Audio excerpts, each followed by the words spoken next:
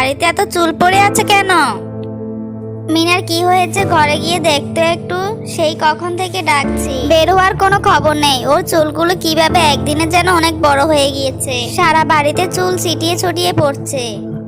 ঠিক আছে মা, আমি দেখছি।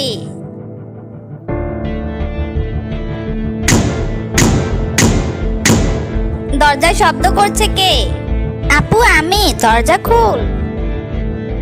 তাড়াতাড়ি ভিতরে আয়, দরজাটা চাপিয়ে দে। আপু তোর চুলের এই অবস্থা কেন? জানি না, যতবার আঁচড়াচ্ছি ততবারই চুল বড় হয়ে যাচ্ছে, আর চুল জড়ে যাচ্ছে। ঘরের দরজা জানালা সব দিয়ে চুল ছাড়িয়ে যাচ্ছে শুধু। তুই কিছু একটা কর।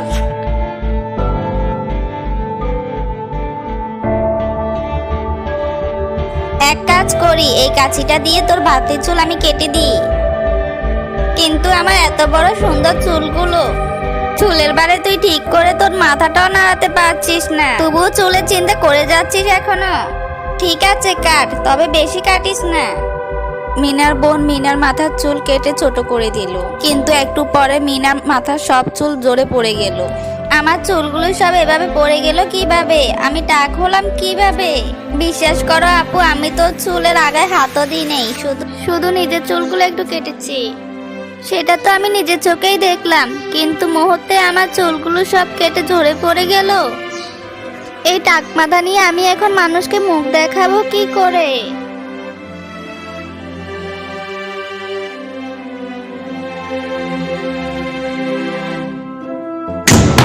কি হয়েছে তোদের, এত হাউমাউ করছিস কেন?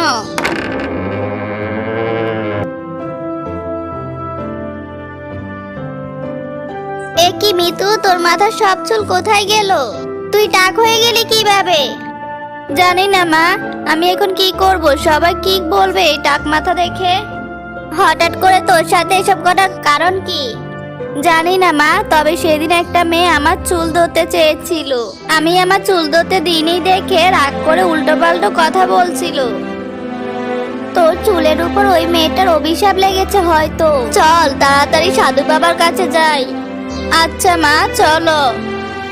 মিনা ভালোভাবে মাথা রেখে মায়ের সাথে বেরিয়ে পড়লো সাধু বাবার কাছে দেখা করতে। পথে সেদিনে পাত্রপক্ষের পাত্রের বাবার সাথে দেখা হয়ে গেল।